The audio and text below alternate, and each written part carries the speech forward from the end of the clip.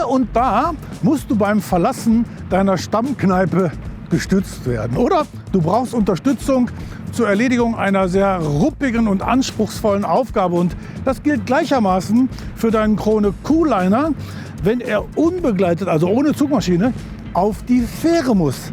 Aber Obacht, Fähre ist nicht gleich Fähre.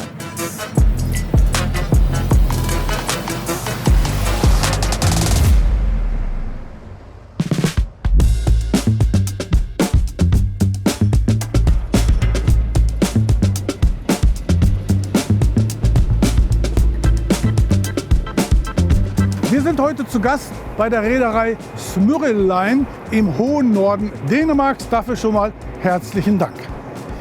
Auf vielen Fähren wird der Kingpin deines Aufliegers in einem U-förmigen Stützbock gesichert, der wiederum hydraulisch auf dem Schiffsboden verankert wird. Seht euch dazu gerne noch mal unseren Beitrag an, den wir seinerzeit in Rotterdam gedreht haben.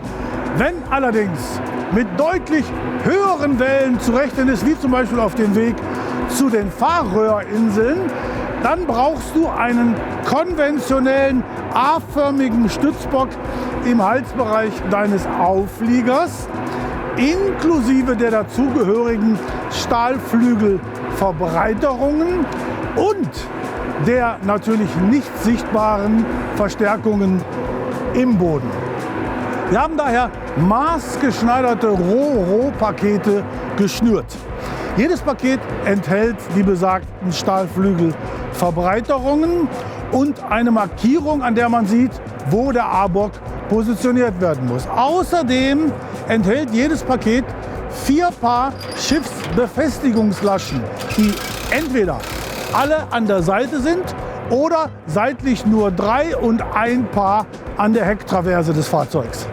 Abgerundet wird jedes Paket durch Gleitkufen am Hinter- und Unterfahrschutz, es sei denn, du hast eine Ladebordwandausstattung mitbestellt, denn die würde dann mit den Gleitkufen kollidieren. Und wenn du dann unbedingt noch einen Bullenfänger zum Schutz deiner Kältemaschine mitbestellen möchtest, musst du das allerdings separat tun.